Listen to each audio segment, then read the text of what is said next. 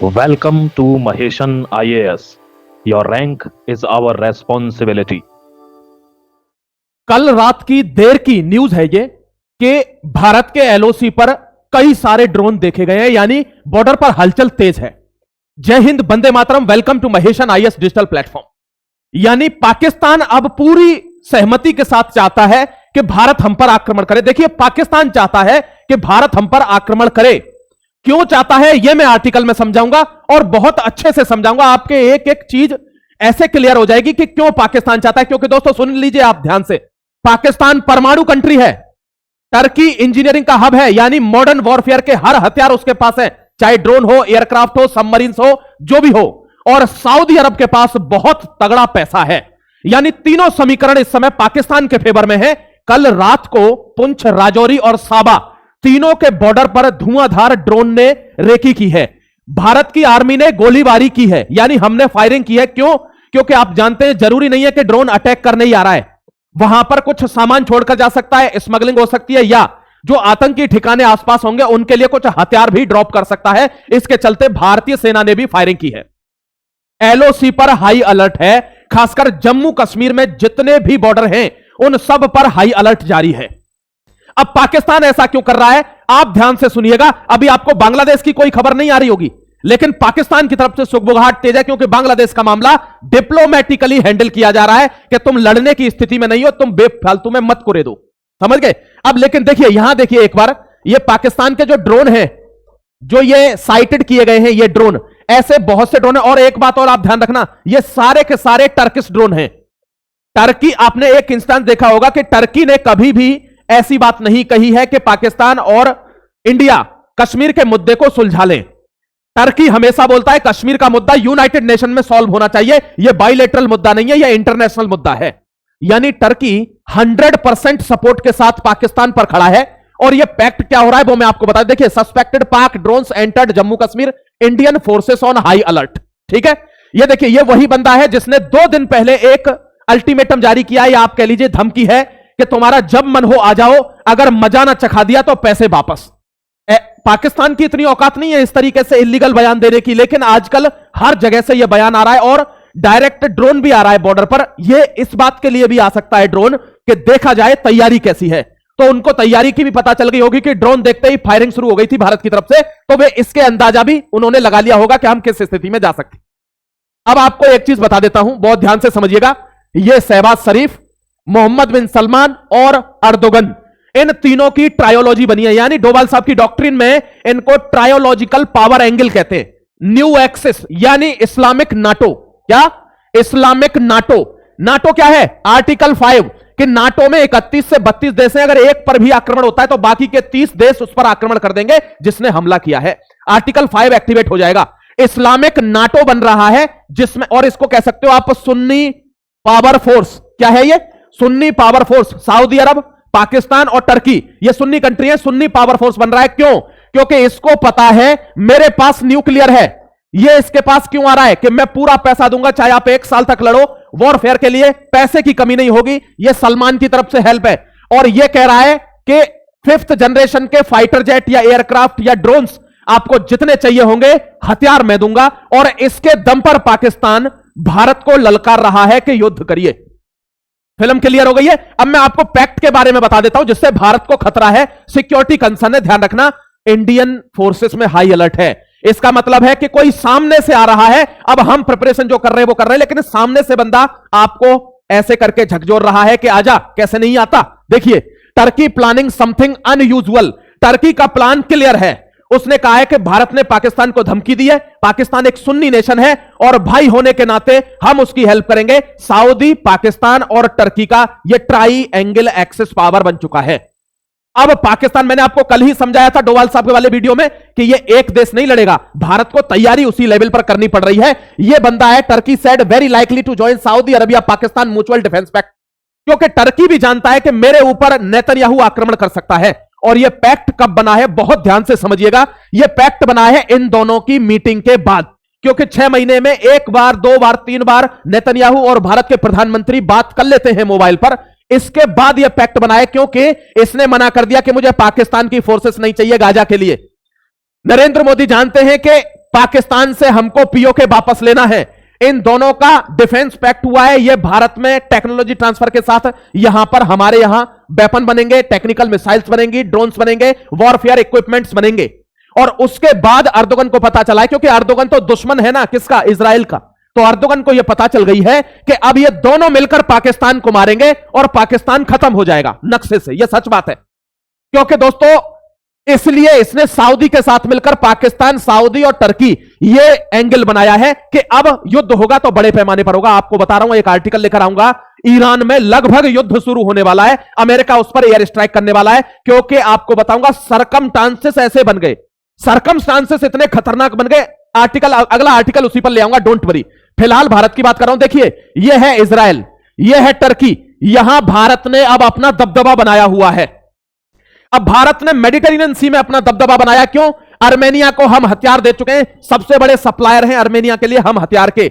Cyprus इसके नीचे है, इसको हम हथियार दे चुके हैं, साइप्रस हमारे साथ रहता है। यहां ग्रीस है, ग्रीस से हमारे संबंध, इजिप्ट से, ग्रीस से हमारे संबंध बहुत अच्छे हैं, तो इजिप्ट हमारे फेवर में रहेगा। और उसके बाद इधर इजराइल है, यानी चारों तरफ से हमने टर्की को घेरा हुआ है। देख लीजिए, 1 2 3 4 ये एंगल है, हमने ट्रायोलॉजी बनाकर इसको घेरा हुआ है। ये मेडिटेरेनियन सी में हथियार नहीं ले जा सकता जहाज के द्वारा, और ये टसल है इसके अंदर कि भारत ने मेरे पड़ोसियों के साथ आकर मुझको घेर लिया, अब सबक सिखाऊंगा पाकिस्तान के थ्रू।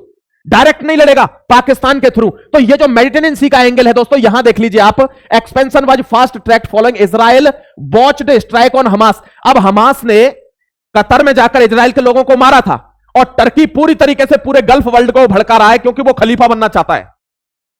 टर्की को दोस्तों पाकिस्तान के बंदे ने, पाकिस्तान का बंदा कौन है, ख्वाजा आसिफ, डिफेंस मिनिस्टर, वो टर्की से और ट्रंप से, दोनों से कहता है कि नेतन्याहू को गिरफ्तार करके जेल में डाल दीजिए, नेतन्याहू को, जैसे आपने मदुरो को डाला था। औकात है। यहां देख लीजिए करंट स्टेटस क्या है, report indicate a deal very likely signalling a massive shift in middle eastern south Asian security architecture. यानी जो मिडिल ईस्ट है और साउथ एशिया है, देखिए यहां पर देख लीजिए एक बार, ये वाला जो इलाका है, ये यहां का साउथ एशिया का, और ये जो मिडिल ईस्ट वाला इलाका है, इनमें पूरी की पूरी सिक्योरिटी इक्वेशन आर्किटेक्चर चेंज होने वाला है, क्योंकि ईरान भी इसके अंदर आता है, भारत भी यही है, टर्की भी यही है, साइप्रस भी यही है, आर्मेनिया भी यही है, अजरबैजान भी यही है, और दोस्तों यहां इजराइल भी यही है। ये सारा का सारा एक साथ उथल पुथल हो रहा है। अब ईरान पर अगर स्ट्राइक होगी तो नेतन्याहू साथ देगा, और उसी के एवज में टर्की दोस्तों पाकिस्तान को भड़काएगा कि भारत पर हमला बोल दो। ये एक साथ होगा, आप समझ रहे हैं, ये अलग अलग सेपरेटली होगा नहीं। टर्की पाकिस्तान को पुश करेगा कि हथियार तेरे पास है, भारत पर आक्रमण कर दे। ये जो नेक्सस बना है, ये खतरा है मेरे दोस्त, क्योंकि इनकी राइवलरी 100% वाले मोड पर है। ये चाहते हैं जैसे मदुरो को कैप्चर किया, वैसे पूरे गल्फ वर्ल्ड को नेतन्याहू ने परेशान किया हुआ है, इसको immediately capture and send it to the jail. यहां देख लीजिए इकोनॉमिक, देखिए पैक्ट क्या है, combining economics, nuclear and industrial might, इन तीनों का है। देखिए न्यूक्लियर, इंडस्ट्रियल और इकोनॉमिक, ये एक पैक्ट बना है, यानी इनको पता चल गया potential alliance creates triangle of power. ये डोवाल साहब ने डॉक्ट्रिन में मेंशन किया है, it is triangle of power, जो भारत के साथ एक साथ लड़ सकता है। सऊदी अरबिया फाइनेंशियल क्लाउट है, पैसे की कमी नहीं होने देगा। पाकिस्तान ने कह रखा है मैं न्यूक्लियर डेटरेंट कंट्री हूं, न्यूक्लियर छोड़ दूंगा, आपकी रक्षा करूंगा। और टर्की मिलिट्री इंडस्ट्री है, यहां पर जितने भी देखिए high end warfare, drones, warships, stealth frigates, aircraft, everything is there with Turkey with 5th generation standard. इस वजह से पाकिस्तान ड्रोन भेज रहा है एलओसी पर कि भारत की एक्टिविटी देख लो, क्या एक्टिविटी है, गुस्से में आकर हम पर फायरिंग कर दो, हमसे युद्ध करो, हम तैयार बैठे हैं। लेकिन भारत कभी भी डायरेक्ट एकदम इंडल्ज नहीं होगा, भारत तो तुमको जगने ही नहीं देगा, यह बात तुम ध्यान रखना। ये देखिए, ये दोस्तों टर्की के ये एयर वो है कॉम्बैट एयरक्राफ्ट कान, इनकी डील कर रहा है पाकिस्तान। और अब सऊदी अरब ने इतना कर्जा दे दिया है पाकिस्तान को कि वो चुका तो सकता नहीं है, पैसा 2 बिलियन की डील है, अब 2 बिलियन इस पे तो कर्जा चुकाया नहीं जाएगा, तो क्या कर रहा है, JF-17 फाइटर जेट्स सऊदी के लिए मतलब भेजेगा, पूरा का पूरा शिपमेंट जाएगा सऊदी के लिए, JF-17 खरीद रहा है सऊदी। इनमें मतलब मजबूत कर रहे हैं ना पाकिस्तान को, फाइनेंशियली भी, इंडस्ट्रियल भी, इकोनॉमिकल भी, हर चीज से। And the United states and Israel Iran war influence this decision. देखिए दोस्तों, ईरान इजराइल वॉर जो होने वाला है, ईरान इजराइल यूएस, ये भी ट्राइंगल है। ये वॉर 500-550 से ज्यादा लोग मर गए ईरान में, वहां पर धमकी दे दी है ट्रंप ने डायरेक्ट कि अब हम अटैक करने वाले हैं, और उन्होंने भी धमकी दे दी है। यह आर्टिकल मैं आपके लिए लेकर आऊंगा, ध्यान रखना।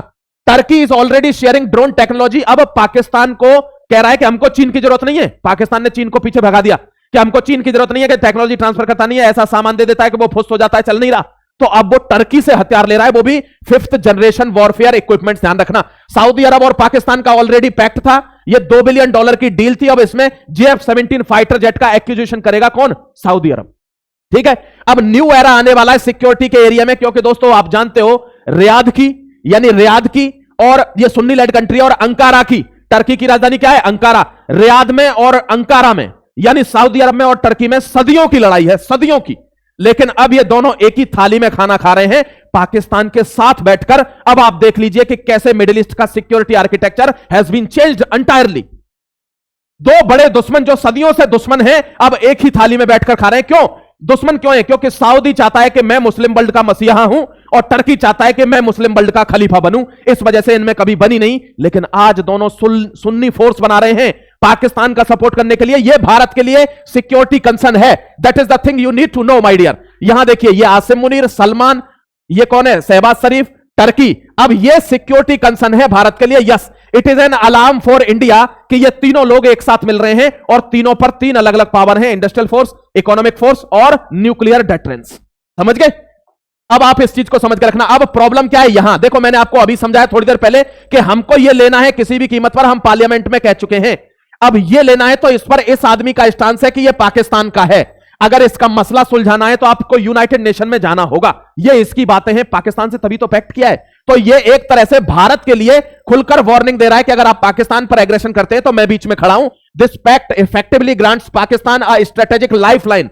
मरे हुए पाकिस्तान को एक स्ट्रेटेजिक लाइफलाइन प्रोवाइड करता है टर्की का अचानक से उस पैक्ट में शामिल हो जाना। री integrating into a powerful military block against India. Powerful military block बन चुका है अगेंस्ट इंडिया। पाकिस्तान की सारी सेना, सऊदी का सारा पैसा और टर्की का दोस्तों वॉरफेयर, मॉडर्न वॉरफेयर, यह भारत के खिलाफ है। ध्यान रखिएगा। न्यूक्लियर अंब्रेला क्या है? आप जानते हो कि this complicates India's cold start doctrine. India हमेशा कोल्ड स्टार्ट डॉक्ट्रिन रखता है कि हम पहले कुछ नहीं करेंगे, हमने कोई किसी को छेड़ेंगे नहीं। यह कॉम्प्लिकेट करता है इंडिया की कोल्ड स्टार्ट डॉक्ट्रिन को कि यह कितना एग्रेसिव डॉक्ट्रिन लेकर चल रहे हैं कि हम पाकिस्तान के साथ खड़े हैं, अब किसी में दम है तो दिखाइए। इस लेवल पर भारत को तैयार होना है, इसलिए आप ध्यान रख लीजिए, रणनीति वहां बनी हुई है दोस्तों। न्यूक्लियर अंब्रेला, आप जानते हैं कि न्यूक्लियर कंट्री भी इसमें शामिल है, लेकिन ये एक बात भूल जाते हैं कि भारत न्यूक्लियर कंट्री के ऊपर धड़ल्ले से अटैक कर देता है। अगर वो अपनी पर आया तो वो क्या करेगा, ये इस बात को भूल जाते हैं। बट एक साथ और एक चीज और है यहां पर, देखिए Kashmir narrative, Turkey's entry particularly stringent for new Delhi, यानी टर्की की एंट्री हमारे लिए बहुत कंसर्न है। बट अब ये एक धमकी भी देते हैं कि अब जैसे हमने बालाकोट स्ट्राइक कर दी, हमने दोस्तों ऑपरेशन सिंदूर कर दिया, हमने पठानकोट एयरबेस के खिलाफ बदला ले लिया। अब ये कह रहे हैं कि ये जो 2-2 एक-एक दिन के इंडिया जो स्ट्राइक करके पाकिस्तान को वो करता है ना, अब ऐसा नहीं होगा। उनकी तरफ से आ रही है यह बात कि अब 2 से 3 दिन का वॉरफेयर नहीं होगा। अब अगर पाकिस्तान के ऊपर कोई स्ट्राइक इंडिया करता है तो यह युद्ध चलेगा और वो लंबा चलेगा। आपने सपोर्ट देख लिया होगा कहां से आ रहा है, इसलिए न्यू दिल्ली के लिए यह सिक्योरिटी कंसर्न है। यानी पूरी पॉलिटिक्स बदल चुकी है ना पूरे इलाके में। टेक्नोलॉजिकल एंड मिलिट्री रिस्क हां है हमारे पास। ड्रोन वॉरफेयर, आपको पता है टर्की के पास देखिए Bayraktar drones and electronic warfare suites to the LOC पर सबसे ज्यादा ड्रोन वॉर होगा। और आपको पता है अभी कल रात की घटना अभी बताइए ना, अभी ड्रोन वॉरफेयर से वहां सर्वेलेंस हो रहा है, रेकी हो रही है, पेट्रोलिंग हो रही है कि भारत की तैयारी कैसी है। हमला, ध्यान रखना दोस्तों, जरूरी नहीं है कि भारत करेगा हमला, उधर से आने के ज्यादा चांस है, ये आप ध्यान रखना। 5th जनरेशन रेस है और 5th जनरेशन रेस में ये देख लीजिए कान स्टील्थ फाइटर, ये अभी मैंने आपको दिखाया था वॉर एयरक्राफ्ट जो टर्की दे रहा है किसको? पाकिस्तान को, फुल्ली फोर्स के साथ। डिफेंस इंडस्ट्रियल बेस, यानी backed by Saudi money and Turkish engineering and Saudi का पैसा और भारत के ऊपर मिलकर तीनों का एक ट्राइंगल एक्सिस पावर। क्लियर हो गई बात? अब आप इस पैक्ट की हकीकत भी समझ चुके होंगे। क्या हकीकत है? India strategic counter move. हमारे स्ट्रेटेजिक काउंटर मूव क्या है? हमने यूएई और कतर के साथ अच्छे संबंध बना रखे हैं, क्योंकि आप जानते हैं भारत आईमैक चला रहा है, उसमें सऊदी भी आता है, उसमें इजिप्ट भी आता है, साइप्रस भी आता है। आईमैक के थ्रू हम डिप्लोमेटिकली काउंटर कर रहे हैं, पावर बढ़ा रहे हैं। कहां पर? मिडिल ईस्ट में। आर्मेनिया और ग्रीस के एक्सेस में, आर्मेनिया के लिए हम सबसे बड़े क्या है? एक्सपोर्टर हैं दोस्तों वेपन्स के। आर्मेनिया कहां पर? बिल्कुल टर्की की बगल में, तो वहां हमारे सबसे ज्यादा हथियार हैं। यह भी एक कंसर्न है टर्की के लिए, इसको भी हम यहां पर टैकल कर रहे हैं। Armenia largest arm supplier is India. यहां देखिए चाबाहर, ईरान में हम चाबाहर पोर्ट का यूज करते हैं और चाबाहर से हम सेंट्रल एशिया में पहुंचते हैं। तो ईरान हमारे सपोर्ट में रहेगा, क्योंकि ईरान का बहुत बड़ा नुकसान हो जाएगा अगर भारत का वहां से कुछ भी बंद होता है तो। ईरान हमारे सपोर्ट में रहेगा, लेकिन वहां एक्सेस फंसेगा किसका? नेतन्याहू वाला, क्योंकि नेतन्याहू ईरान को जमींदोज करना चाहता है। भारत के पास स्ट्रेटेजिक टेंशन बहुत है। ये रहा आईमैक कॉरिडोर, जिससे हम यूरोप इकोनॉमिक कॉरिडोर है, India middle east Europe economic corridor, इसमें सऊदी भी आता है दोस्तों इकोनॉमिक स्ट्रक्चर में। तो सऊदी पोलाइट है, और सऊदी ने कश्मीर पर यह भी कहा था कि यह भारत पाकिस्तान का बायलैटरल मैटर है, इसको आपस में सुलझाइए। लेकिन टर्की जब से आया है तब से सऊदी के भी नक्शे बदल गए। टर्की कहता है कि यह बायलैटरल मुद्दा नहीं है, यह इंटरनेशनल फोरम पर जाना चाहिए, यूनाइटेड नेशन में जाना चाहिए। अगर नहीं सॉल्व करते हैं तो उस हिसाब से भी देख लीजिए। देखिए, भारत, आर्मेनिया, ग्रीस और साइप्रस, ये एक जो पैक्ट बना हुआ है, हमने टर्की को चारों तरफ से घेरा हुआ है। देख लीजिए, ये ग्रीस है, ये साइप्रस है, ये हमारा आईमैक वाली लाइन है, यहां आर्मेनिया है, ये साइप्रस है दोस्तों, ये हमने घेरा हुआ है, और यहां है इजराइल। तो आर्मेनिया, इजराइल, साइप्रस और ग्रीस, ये हमने घेरा हुआ है पूरे टर्की को, एक ब्लॉकेड लाइन बनाई हुई है, जिससे ये कोई भी इलीगल चीजें पाकिस्तान को ना भेज पाए। ये मैं आपको बता चुका हूं, ध्यान रखिएगा। Israel India pact versus Pakistan intensified. Bharat और इजराइल के बीच ये जो पैक्ट हुआ है, उसी की वजह से देखिए, Pakistan minister calls US, Trump को बोलता है टर्की, यूएस और टर्की को बोलता है kidnap Netanyahu, anchor abruptly cuts. इसको तुरंत गिरफ्तार कर लो, जैसे आपने वहां अटैक किया था, इजराइल पर अटैक करके नेतन्याहू को ले लो, क्योंकि इन दोनों के पैक्ट की वजह से नेतन्याहू और नरेंद्र मोदी, इसकी वजह से ये तीनों फोर्स में आए हैं, सऊदी, टर्की एंड पाकिस्तान। समझ गए? मतलब सिक्योरिटी कंसर्न बहुत ज्यादा तगड़ा हो चुका है, ये आप समझ लेना दोस्तों। Artillery system after successful ATAGS export Armenia, हम आर्मेनिया को देते हैं, पिनाका हमने आर्मेनिया को दिया है, आपको पता है। मजबूत कर रहा है पाकिस्तान SSG, देखिए LOC पर बंकरों को मजबूत कर रहा है। भाई साहब, इस बार अभी आतंकवादी भी कह चुके हैं और उनके फोर्सेस भी कह चुके हैं कि आतंकवादी और इनकी आर्मी साथ मिलकर भारत का मुकाबला करेगी। यह ओपन स्टेटमेंट है पाकिस्तान की तरफ से। कमांडो तैनात है, भारत में बड़ी घुसपैठ की तैयारी है। ध्यान रखना, मैंने कहा ना 90% चांस है कि हमला उधर से होगा, ध्यान रखिएगा। यहां देखिए, ऑपरेशन सिंदूर के बाद भी इसकी हरकतें रुक नहीं रही है। कल रात को भी कम से कम 10 से 20 ड्रोन हमको देखने को मिले यहां पर। समझ गए? पाकिस्तान भारत पर आक्रमण कर सकता है, उल्टा यह चेतावनी आ रही है पाकिस्तान की तरफ से।